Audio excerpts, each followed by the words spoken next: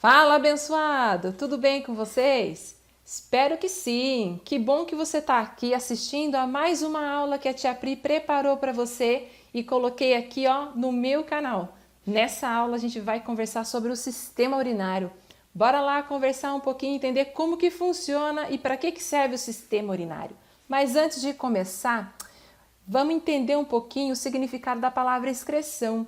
E por que eu estou falando isso para você, meu querido? Porque antigamente o sistema urinário era chamado de sistema excretor.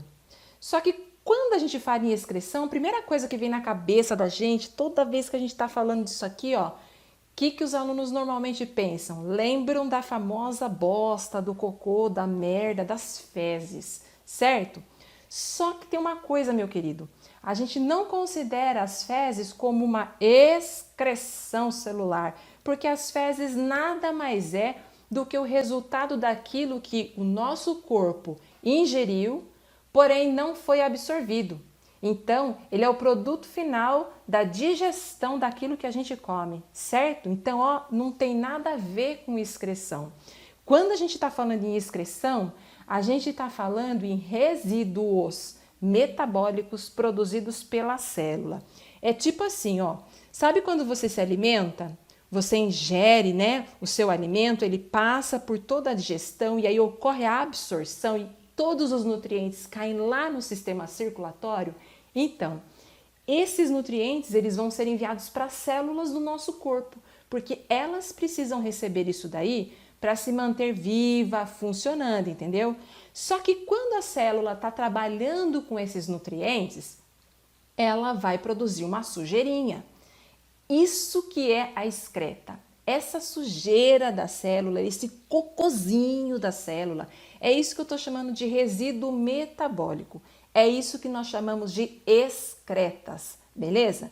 Por conta disso, por saber que isso está acontecendo, a gente já começa a imaginar o seguinte: eu tenho diferentes maneiras de liberar do meu corpo esses resíduos da célula ou esses excessos de substâncias que estão circulando no sangue. Uma das maneiras de liberar, de excretar essas substâncias é através da pele. Quem que nunca deu uma lambida na pele para saber que gosto que tem o suor? É através do suor, por exemplo, que a pele vai estar liberando o excesso de sais do corpo. Outra maneira da gente estar liberando as excretas produzidas pela célula é através do sistema respiratório. E aqui, especificamente, o que a gente está liberando? Gás carbônico. Tá lembrado que quando você respira através do sistema respiratório, você está fazendo a introdução do gás oxigênio no corpo, certo? Esse oxigênio, quando ele chega lá na célula, ele vai participar da respiração celular e, como resultado, é produzido uma sujeirinha. A célula produz um resíduo carbônico. Quem que é esse cara? O gás carbônico. Esse gás carbônico precisa sair do nosso corpo. Então, esse cara cai na circulação sanguínea e quando chega no sistema respiratório, essa excreta carbônica vai ser liberada. Mas a gente também tem o nosso sistema urinário para fazer com que ocorra o quê? A liberação de outros tipos de excretas que são produzidas pela célula. Que excretas são essas?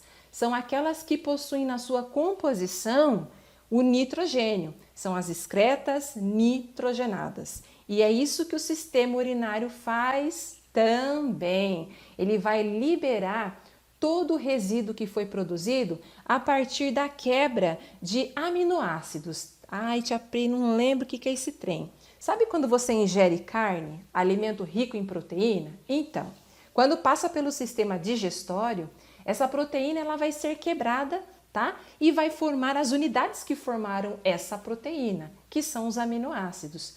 Acontece que o excesso desses aminoácidos, que o corpo acaba não usando, ele vai ser o quê? Liberado do corpo, mas não é o aminoácido propriamente que sai, e sim o resultado da quebra desse aminoácido. Então, quando ocorre a quebra desse composto nitrogenado, dessa unidade que forma a proteína, desse aminoácido, a gente vai ter a formação de excretas nitrogenadas. E quais são elas? O ácido úrico, a ureia e a amônia. Que a gente tem aqui, minha gente? Dependendo do animal que você está falando, o cara ele vai liberar uma determinada excreta nitrogenada. E isso está relacionada com o ambiente onde ele vive. Por exemplo, quando a gente fala em ácido úrico, nós estamos falando de uma substância nitrogenada que não é solúvel em água. Ela é insolúvel, certo? Por ela ser insolúvel, ela não precisa da água para ser eliminada do corpo, para ser excretada do corpo. Consequentemente, a gente entende que o ácido úrico não é uma substância tóxica para o corpo do animal. E também a gente pensa que se o cara está liberando algo que não é dissolvido na água, é porque ele não pode se dar ao luxo de perder a água. É por isso que o ácido úrico ele é a excreta nitrogenada encontrada em aves e répteis, por exemplo. Agora, se a gente vai olhar para a ureia, que é aquilo que nós encontramos na nossa urina, ou seja, os animais que são mamíferos, predominantemente vai ter o que na urina do cara? Vai ter esse composto nitrogenado que é a ureia. A ureia já precisa de água para ser liberada do corpo. Não precisa de muita água, mas precisa um pouco, porque ela é um pouco solúvel em água e também porque ela é um pouco tóxica, certo? Precisa da ajuda da água para estar saindo do corpo. Agora, quando você fala em amônia, isso daqui é altamente tóxico. Não pode ficar no corpo do cara. Então, os animais que vão liberar a amônia, eles são animais que vivem em ambiente aquático. Porque, veja bem, o cara já mora na água, então perder água para ele tá nem aí, ele já mora no ambiente aquático. Então, tanto faz como tanto fez, entendeu? A amônia tem essa característica, ela é bastante solúvel na água e muito, muito, muito tóxica. Então, se a gente for analisar em ordem aí, em termos de daquilo que é mais tóxico para aquilo que é menos tóxico, o que a gente vai ter? Ó, a amônia é muito mais tóxica que a ureia, que é muito mais tóxica que o ácido úrico. Um invertido também você pode pensar. O ácido úrico, ele é menos tóxico que a ureia, que é menos tóxica que a amônia. Ou pensar assim, o ácido úrico, perdão, ele é menos solúvel em água, a ureia é menos solúvel do que a amônia. Então, depende da relação que você está estabelecendo, mas o importante é você saber que, de acordo com o habitat que o animal vive, ele vai estar liberando predominantemente uma determinada excreta nitrogenada. E por que eu estou falando isso para você? Porque é a função do sistema urinário estar liberando essas excretas, esses compostos que contêm nitrogênio, certo? Que o sistema urinário faz a liberação desses compostos, você já sabe. Mas quais são os órgãos que fazem parte do sistema urinário? Falando da gente, tá? E aqui eu vou tomar como exemplo o sistema urinário do ser humano, beleza? Então, o que a gente tem aqui, ó? Quais são esses órgãos? Os rins, são 2, beleza? Os outros órgãos são o ureter, que também são 2, a bexiga, que é única, e a uretra, que é um tubo único. Então, o que a gente tem? Os órgãos que fazem parte do sistema urinário, eles são os rins e as vias urinárias. As vias urinárias são compostas pelo ureter, a bexiga e a uretra. E para que serve o sistema urinário? É a função dele, além de liberar essas excretas nitrogenadas que eu te falei, é a função do sistema urinário controlar o volume e a composição do sangue, para manter o equilíbrio do nosso corpo, manter a homeostasia do nosso corpo. Homeostasia significa equilíbrio, tá? E para que isso aconteça, nós vamos precisar desses órgãos aí. E aí o que vai acontecer? Para que ocorra o controle do volume e a manutenção da composição do sangue e, consequentemente, a homeostasia do nosso corpo, o que vai estar acontecendo no sistema urinário? A filtração do sangue, a reabsorção de substâncias que foram parar no lugar errado e precisam ser retornadas para o nosso corpo, tá? E a remoção de substâncias que são nocivas para o nosso corpo, perfeito? E aí a gente vai ter todos esses órgãos participando. Bora lá enxergar como que é o rim, porque esse cara é fundamental para que todas essas funções aqui aconteçam. É nele que ocorre todo esse processo de filtração, remoção de substâncias indesejadas e reabsorção de substâncias boas para o corpo. Olhando para o rim, olha ele aí, parece um feijão, ele tem o formato de feijão. O que nós temos? 2 rins, então o rim é um órgão par que tem o formato de feijão. Ele tem aí aproximadamente uns 13 centímetros de comprimento. E onde que os rins estão localizados? Eles estão localizados na região abdominal do nosso corpo, só que fica na parte posterior do corpo, ou seja, nas costas, beleza? O rim ele é considerado um órgão retroperitoneal. Que significa isso? Significa que ele não está revestido por uma membrana chamada peritônio, que é uma membrana que encapa todos os nossos órgãos digestivos que ficam aqui na nossa cavidade abdominal. O rim, ele não está revestido por esse peritônio, por isso que a gente fala que ele é um órgão retroperitoneal. E ele vai ficar um de cada lado da nossa coluna vertebral, beleza? Se a gente abrir o rim, que é a imagem que você está enxergando aqui, o que você tem? Você tem uma região do rim chamada de córtex renal, que é essa parte mais externa do rim. Aí você tem o miolinho, a parte de dentro do rim, que é chamado de medula renal.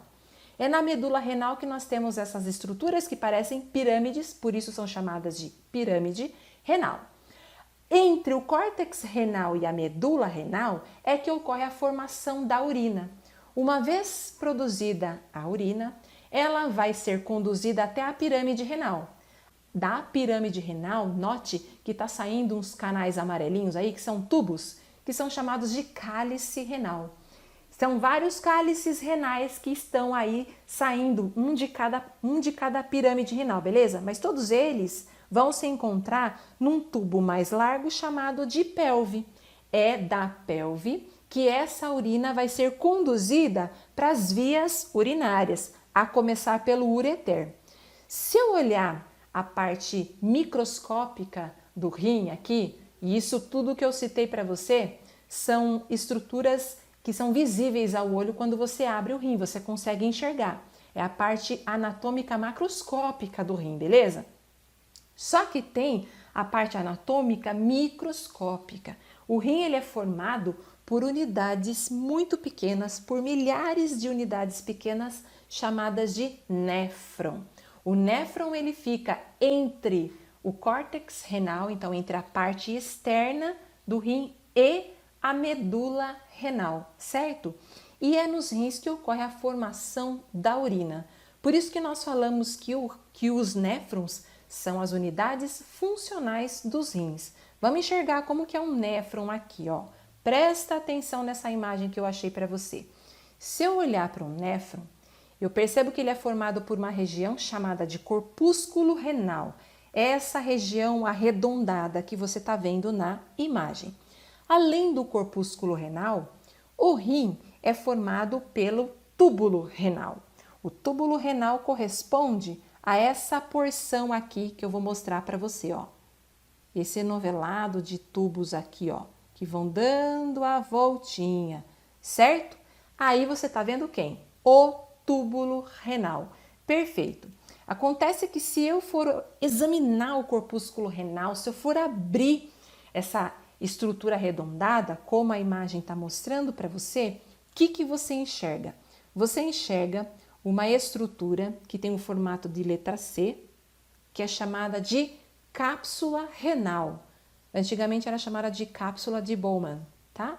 A cápsula renal está conectada com o túbulo renal. Sossegadinho? Perfeito. Dentro da cápsula renal, a gente tem um emaranhado, parece um novelo de vasos sanguíneos muito fininhos. Lembra?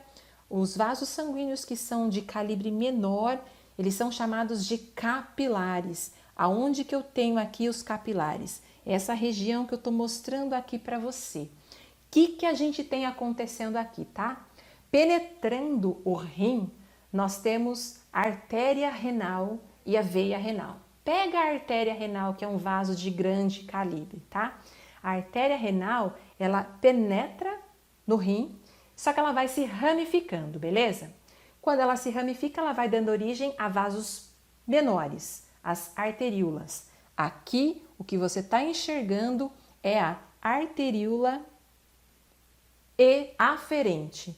Essa arteríola aferente, ela entra no interior desse corpúsculo renal, no interior da cápsula, formando uma estrutura chamada de glomérulo. Então, o que é o glomérulo? É um emaranhado de vasos sanguíneos que são provenientes desses capilares sanguíneos, ou melhor, dessa arteríola renal aí que se novelou. Então, ali dentro eu tenho vasos sanguíneos de calibre muito fino. Eu tenho os capilares, perfeito? Agora, se eu olhar o túbulo renal, eu também tenho uma distinção entre as partes dele. Então, quais são as partes do túbulo renal? Nós temos aqui o túbulo contorcido proximal. Por que proximal? Porque está próximo do corpúsculo renal, está próximo da cápsula renal, beleza? Tá. Aí eu tenho a alça néfrica, ou alça de Henle, como já foi chamado também, que é essa região aqui, que tem o formato de letra U, beleza? E depois disso, nós temos quem? Nós temos o túbulo contorcido distal, tá aqui. Por que eu estou fazendo essa divisão e mostrando para vocês as partes do túbulo renal? Porque em cada porção do túbulo renal vai acontecer um evento importante durante a formação da urina, perfeito? Sossegadinho. O que mais que a gente tem aqui? A gente tem o ducto coletor. Só que o ducto coletor, ele não faz parte do néfron, beleza? O que está acontecendo aqui? O que a gente tem de forma geral, pensando na formação da urina? É no corpúsculo renal que ocorre a primeira etapa da formação da urina, que é chamada de filtração. Já vou te explicar o que é isso. E no túbulo renal ocorrem as duas outras etapas da formação da urina, que é a reabsorção e a secreção. O produto disso é a urina. Então, durante todo esse trajeto, ao longo do túbulo renal, é formada a urina. Então, quando chega lá no finalzinho do túbulo contorcido distal, o líquido que está passando ali já é a urina propriamente dita. Então, ela cai no ducto coletor. O que esse ducto coletor vai fazer? Ele vai coletar a urina proveniente de diferentes néfrons e vai fazer, vai levar em direção à pirâmide renal, vai cair no cálice, do cálice para a pelve, tá vendo? E aí vai cair na via urinária, tá? Então, esse ducto coletor ele só vai coletar a urina que foi produzida ao longo de todo o néfron, beleza? Sossegadinho? Então, agora continua, acompanha aqui com a tia Pri, como é que é formada a urina, tá? Se eu olhar para o meu corpúsculo renal, lembrando que aqui nessa imagem você está vendo ele aberto, tá? Imagine uma bolsinha e você cortou, então você está enxergando como que ele é por dentro, tá? Eu disse para você que no interior da cápsula renal, que é essa estrutura aqui no formato de letra C, então vou dar um zoom aqui de novo, ó. Aqui, ó, a cápsula renal é essa estrutura aqui.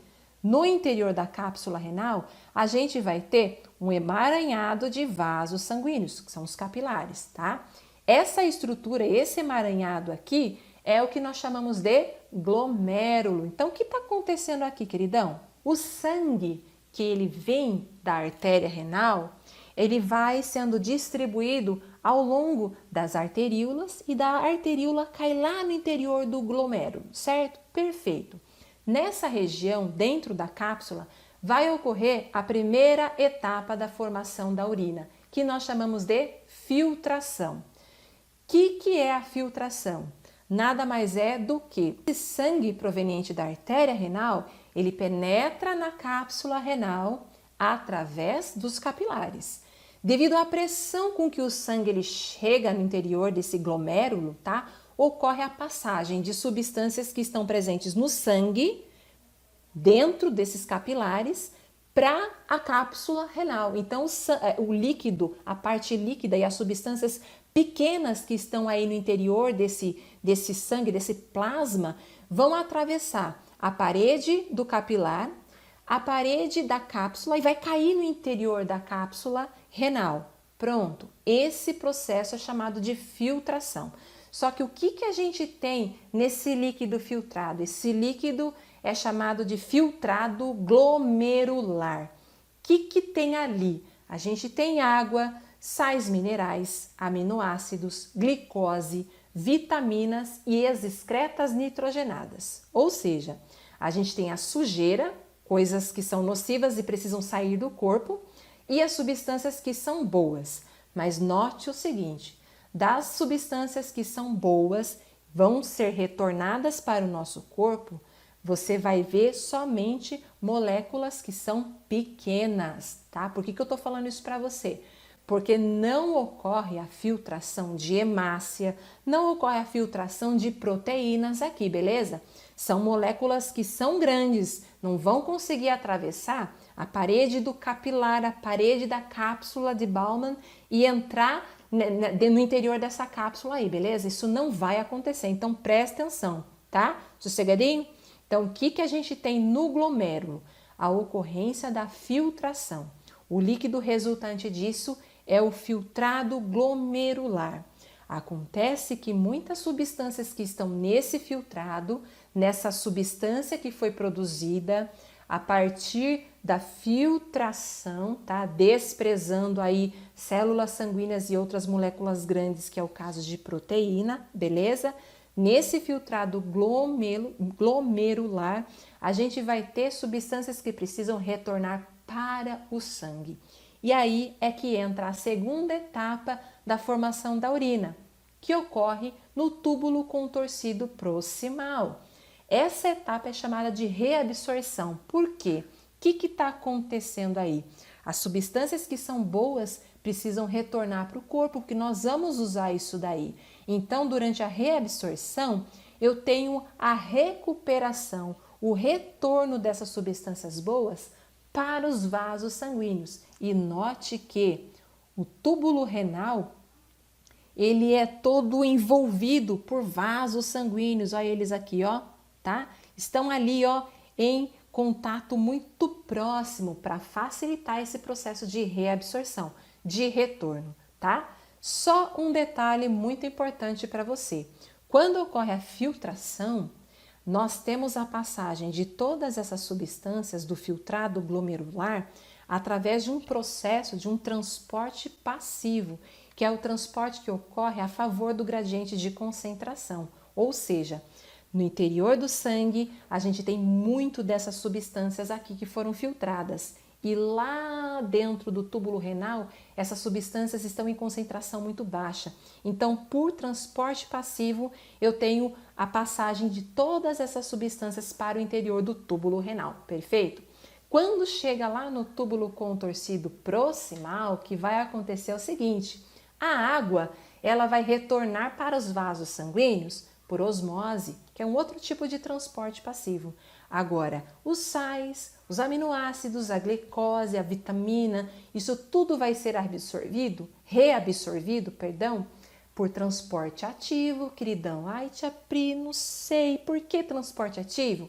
O vaso sanguíneo aí, ele está contornando o túbulo renal, perfeito? Então, no interior do sangue que flui aí nesse vaso sanguíneo, a gente tem essas substâncias ali numa quantidade elevada. Então, por transporte ativo, com gasto de energia, as substâncias que estão nesse filtrado glomerular vão retornar para o sangue. Por quê? Aonde tem menos, vai mandar para onde tem mais. Do túbulo contorcido proximal e ao longo de todo o túbulo renal, a gente vai ter o retorno dessas substâncias para o vaso sanguíneo, da onde está menos concentrado para onde está mais concentrado. Por isso que é transporte ativo, beleza? Sossegadinho? O que está acontecendo também nesse túbulo contorcido proximal? Praticamente todas essas substâncias que foram filtradas, elas vão retornar para o vaso sanguíneo. Agora, a água e esses sais minerais, eles vão continuar o trajeto ao longo do túbulo renal, vai tendo o quê? A reabsorção dessas substâncias aí. É o que vai acontecer aqui, ó, durante a minha passagem desse filtrado glomerular pela alça néfrica. Eu vou ter o quê? A continuação da reabsorção. E o que está sendo retornado, o que está retornando para o sangue aqui? É a água de novo e os sais minerais. Mas que sais minerais são esses aí, Tia Pri?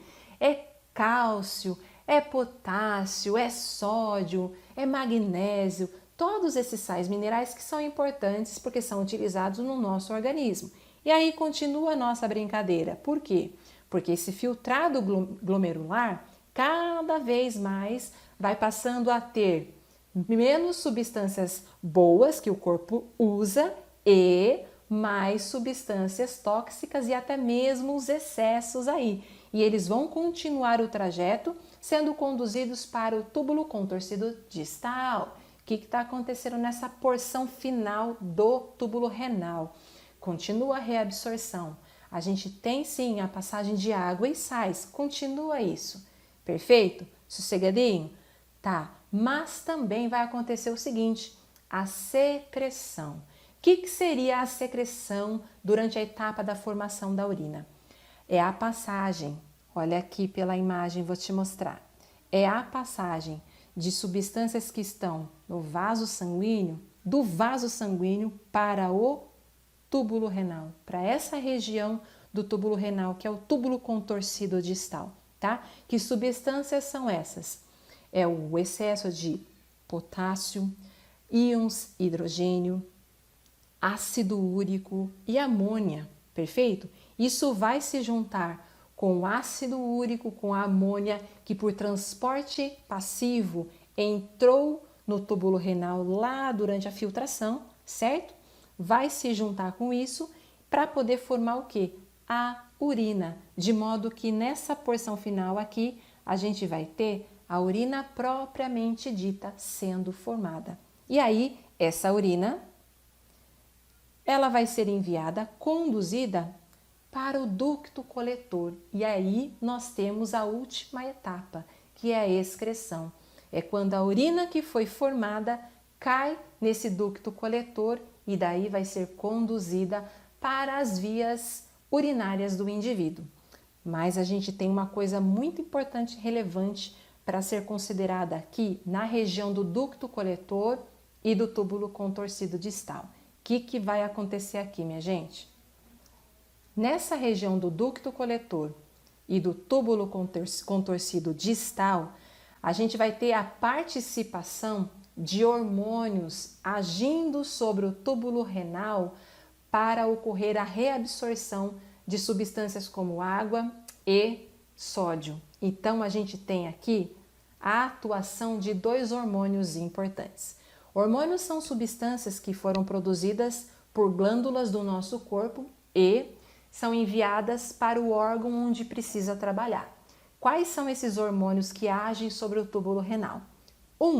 É o hormônio chamado ADH, hormônio antidiurético.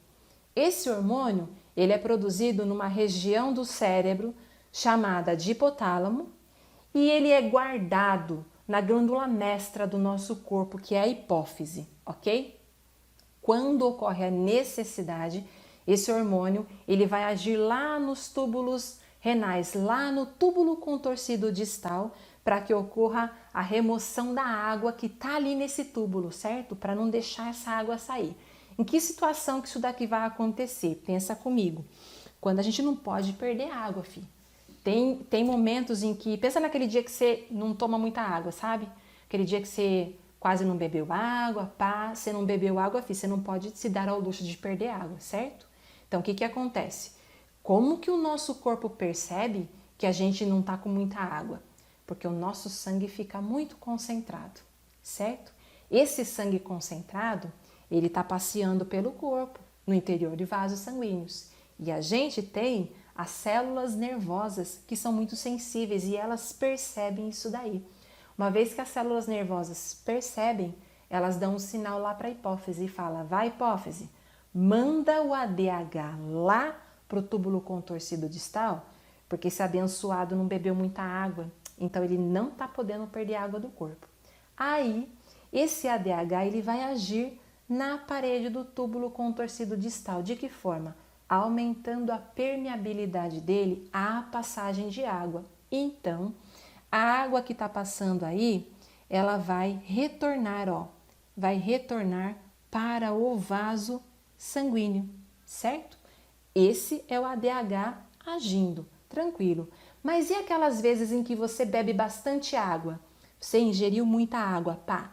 Você nota claramente como é que está seu corpo toda vez que você vai no banheiro fazer um xixi. Percebe? O dia que você não bebe muita água, na hora que você vai no banheiro, você olha o seu xixi, o cara chega a estar até escuro e com um cheiro muito forte, é o cheiro da ureia, certo? Então ele está muito concentrado. Você liberou pouca água, mas liberou. Liberou pouca água para fazer com que essa excreta nitrogenada saia do seu corpo, perfeito? Tranquilo. Agora, quando você bebe bastante água, você vê que quando você vai lá no banheiro fazer um xixizão, o seu xixi está transparente, fi. Em qual das duas situações eu tenho ADH agindo? Em qual das duas situações ele não precisa atuar? Quando você bebe pouca água, você não pode perder a água do corpo. Então, o ADH vai ser o quê? Liberado e vai agir sobre o túbulo contorcido distal. Agora, quando você bebeu bastante água, o teu sangue não está concentrado, bonitão. E aí, não tem por que liberar esse hormônio. Aí, qual é a consequência disso? Você vai no banheiro, faz xixi e libera o excesso dessa água. Não tem problema tá perdendo, sossegadinho? Só que tem uma maneira de fazer o nosso corpo perder água sem poder. Sabe quando você não tem muita água no seu organismo e mesmo assim você perde? Existe uma maneira. É quando você ingere bebida alcoólica. Às vezes o cara bonitão tá achando que tá hidratando o corpo quando ele está fazendo a ingestão de alguma bebida alcoólica, mas na realidade ele está desidratando o corpo. Por quê? Olha o que acontece. O negócio é louco. O álcool, ele age sobre o sistema nervoso, então ele vai inibir, impedir a ação da hipófise. A bicha não vai trabalhar.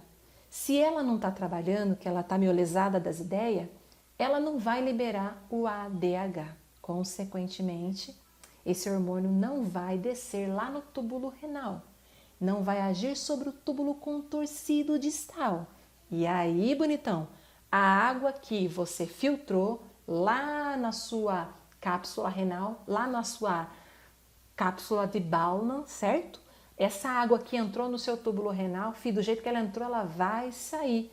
E então você vai ter a saída em excesso da água do seu corpo. Você vai ter a desidratação acontecendo.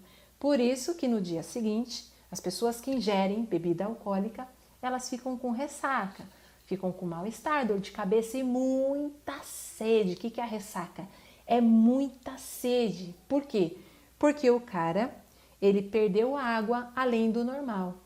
Porque depois que você toma bebida alcoólica, o que acontece? Você começa no banheiro feito um louco. Você vai toda hora no banheiro e cada vez que você vai, você mija, perde muita água, beleza? Justamente porque isso está acontecendo.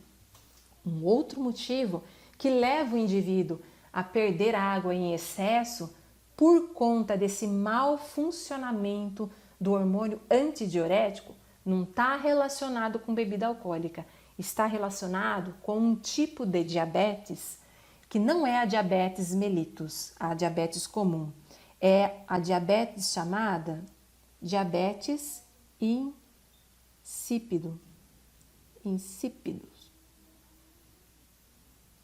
Por que diabetes insípidos? O que significa insípidos?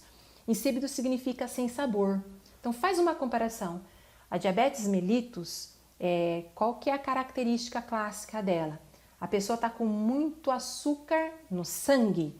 Esse excesso de açúcar, ele sai pela urina. Essa glicose em demasia acaba saindo pela urina. É lógico que você não vai provar o xixi, certo? Só que se você mijar em algum lugar, você vai ver que as formigas começam a se aproximar da tua urina. Por quê? Porque tem muito açúcar ali, por isso que chama a atenção das formigas. Então, fazendo uma comparação, o diabetes mellitus é como se fosse assim, ó, tipo, a urina do cara tem mel, mililitros de mel, tipo, grava assim que você consegue decorar e não confunde. Já diabetes insípidos, a urina do cara tá muito diluída, tá muito diluída. Ele não tá com açúcar na urina, beleza? Mas ele tá perdendo muita água. Por quê, tia Pri? Porque esse ADH não tá funcionando direito. Aconteceu alguma coisa e esse cara não tá agindo da forma correta, beleza? Sossegadinho? Agora, o outro hormônio que age também aqui no túbulo contorcido distal e no ducto coletor, tá? Além do ADH, agindo sobre esses dois lugares, a gente tem um hormônio chamado aldosterona. O que o aldosterona vai fazer? A reabsorção, ó. Reabsorção de sódio. E o sódio, ele é muito importante, porque é ele que mantém a pressão arterial bonitona, sossegadona lá, tudo nos trinques. Então, eu preciso fazer esse sódio retornar para o sangue. E quem vai agir dessa forma é esse hormônio chamado aldosterona. Esse cara, gente, ele é produzido na glândula suprarrenal. Vou desenhar aqui para você, bonitinho, sossegadinho. Imagina que o teu rim tá aqui. Imagina que teu rim tá aqui, bonitão, pá. Sobre cada um dos rins, minha gente, a gente tem uma glândulazinha chamada glândula suprarrenal. É lá que é produzido esse hormônio chamado aldosterona. E aí a aldosterona vai agir no túbulo contorcido distal, aumentando a permeabilidade desse túbulo, fazendo com que o sódio que está ali nesse filtrado, nessa urina que já se formou, retorne para o sangue. Sossegadinho? Aí o que a gente tem? Essa urina que foi formada, ela precisa sair do corpo. Como que ela vai sair? Aí é que a gente conta com a participação dos outros órgãos do sistema urinário. Mas vamos fazer um remember aqui, porque o rim foi fundamental para a formação da urina. É nele que ocorreu a produção da urina, foi nele que ocorreu o que? A filtração do sangue. Então esse cara precisa estar joinha. Quando você está com algum problema no seu rim, fião, você tem que, se for o caso muito grave, você tem que fazer hemodiálise, ou seja, você tem que ir lá no hospital e contar com a ajuda de uma máquina para que essa máquina faça a filtração do teu sangue. O negócio é triste, é severo, beleza? Então os rins, ele produz a urina a partir da filtração do sangue, porque na urina a gente vai ter a remoção das impurezas que estão no sangue, beleza? Além de filtrar o sangue, o rim também vai reabsorver as substâncias que são importantes e precisam retornar para o nosso corpo. Se eu olhar para a urina, o que tem na urina? Na urina tem a água, na urina a gente tem as excretas nitrogenadas, o predomínio é a ureia, se eu estiver olhando aqui para um mamífero como nós, tá? Mas nós também temos na nossa urina um pouquinho de amônia, um pouquinho do ácido úrico, além de sais minerais em excesso que acaba saindo. Mas aqui entra uma curiosidade super legal para você, porque através da urina, além de estar saindo a sujeirinha da célula, também está saindo outras coisas, como por exemplo, sabe quando você faz exame de urina para verificar se você está com algum agente estranho no seu corpo? Por que o cara manda você fazer coleta de urina? Porque na urina a gente também libera o produto, né, do trabalho dos anticorpos, certo? Então a gente vai ter ali restos de bactéria, tá? E ali a gente vai poder saber como é que está o corpo do indivíduo. Sossegadinho? Outra coisa super da hora, lá durante a formação do filtrado glomerular, eu falei para você que moléculas muito pequenininhas é que vão ser filtradas. Uma dessas moléculas é um hormônio chamado HCG. Que da hora. Vou pôr aqui, ó. HCG. Hormônio da gonadotrofina coriônica. Para que serve esse cara?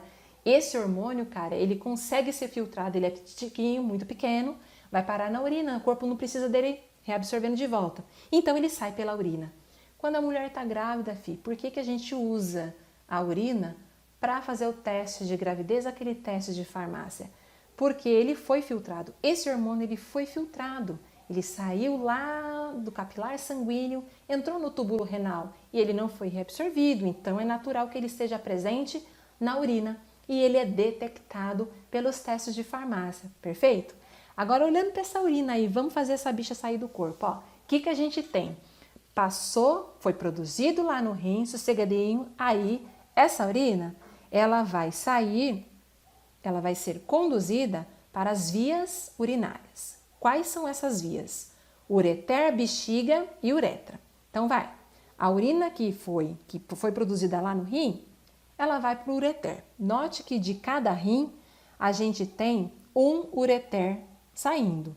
Então nós temos 2 ureteres. Ele tem por volta de 20 centímetros de comprimento, tá? E esse ureter, qual é a função dele? Ele vai conduzir a urina do rim até a bexiga, certo? Então a urina que está passando no interior desse ureter vai ser enviada para a bexiga. Sossegadinho? Note o seguinte, com certeza você já ouviu falar em pedras no rim ou pedras na uretra, na bexiga, sabe? Que é esses caras aí? Só para você ter uma pequena noçãozinha, tá? Imagine aquele cara que não bebe muita água. Eu preciso de água para tirar do corpo, para excretar do meu corpo o excesso de sais minerais. Quando não tem muita água, esses sais começam a grudar um no outro, a se cristalizar e acaba virando pedrinhas maiores, tá? Isso pode acontecer lá nos néfrons, pode acontecer ao longo da uretra, tá? Ou melhor dizendo, isso acontece nos néfrons e esses cristais que se formam, eles vão sendo empurrados para a uretra, pode parar lá na bexiga, certo? E dependendo do tamanho desses cristais aí, à medida que ele vai se locomovendo, sendo conduzido, sendo empurrado pela própria urina, meu cara não aguenta de dor, porque machuca, certo? E aí a gente tem o quê? A gente tem a necessidade de remover isso daí, porque acaba obstruindo o lugar onde a pedrinha fica parada, tá? Então, se é no ureter, o ureter ele vai ficar ali obstruído. E aí o cara pode ter uma complicação renal por conta disso, beleza? Continua a brincadeira. Essa urina que está passando pelo ureter vai ser enviada para a bexiga. E para que serve a bexiga? A bexiga, como o próprio nome já ajuda a gente a entender, tem essa capacidade, né, que a borracha tem, que é de elasticar. Então é um órgão elástico que tem essa capacidade de distensão. À medida que vai entrando urina dentro dessa bexiga, ela vai aumentando o seu volume até o tanto que ela suporta. Então ela suporta mais ou menos uns 800 ml de xixi. Só que quando tá lá batendo na casinha dos 300 ml de xixi, você já começa a ter vontade de ir no banheiro, porque os receptores nervosos que estão ali na bexiga já mandam sinal lá pro teu sistema nervoso para ele fazer você ter a vontade de fazer um xixizão, beleza? Então a bexiga tem a função de armazenar temporariamente a urina que foi produzida. Vai sair a urina agora da bexiga, parte um canal chamado de uretra. Para que serve essa uretra? Que é um canalzinho único. A uretra tem a função de conduzir a urina para fora do corpo. Então, toda aquela urina que está dentro da bexiga vai sair do corpo através da uretra. Então, note que você tem uma ordem aí, ó. Dos rins, a urina que é produzida lá vai para o ureter, que conduz até a bexiga, que armazena por um tempo, mas depois precisa liberar, e para liberar vai conduzir essa urina para o interior da uretra, e da uretra vai sair. Para você decorar essa parada louca de sucesso, a Tia Pri inventou aqui uma frasezinha bem bonitinha, que é assim: o rei Urias bebeu urina. Que cara porco! Ó, presta atenção. As letras em destaque representam o quê? A primeira letra de cada órgão do sistema urinário. Então, rei, R de rim, ur de ureter, bebeu, B de bexiga e ur de novo de uretra, beleza? Grava essa frase que você vai estar, ó, zero bala, não vai perder nenhum exercício sossegadinho, nenhuma prova, tá bom? Continua a brincadeira, porque aqui, só para nós acabar, eu vou te falar uma coisa importante. Eu te disse que a uretra, falei lá da uretra para você, não foi? Que é a última via urinária, que conduz a urina para fora do corpo. Só que se você olhar o homem, se você olhar a mulher, você vai perceber que tem uma diferença, tá? Olha o sistema urinário da mulher e olha o sistema urinário do homem. São os mesmos órgãos, mas a uretra, ela tem uma diferença significativa.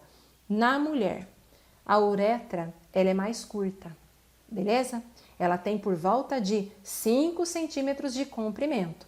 E onde que tá essa uretra, tia Pri? Olha só, eu botei o desenho da mulher de perna aberta aqui, ó, pra você ver o aparelho reprodutor externo, a genitália externa, pra você enxergar onde que tá o buraquinho da uretra, o ósteo externo da uretra, o orifício de saída do xixi, tá aqui, ó, onde tá meatro uretral.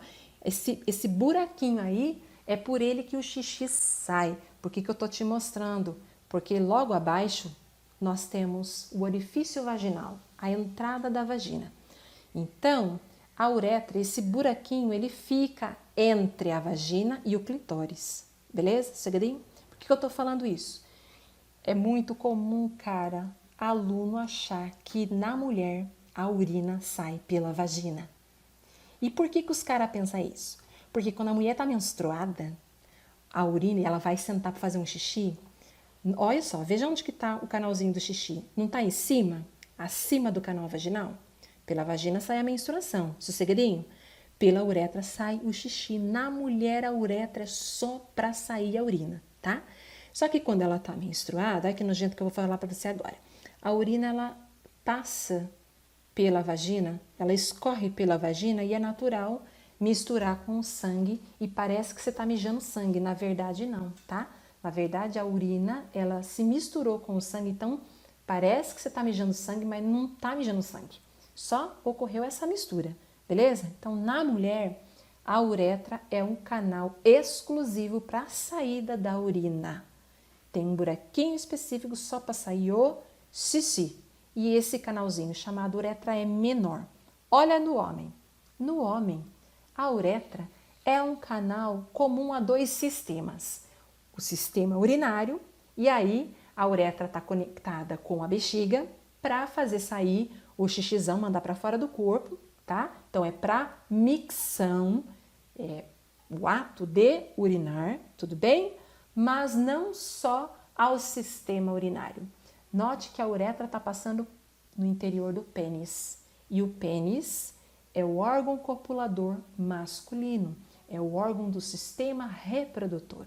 Então, no homem, a uretra é comum ao sistema urinário e ao sistema reprodutor.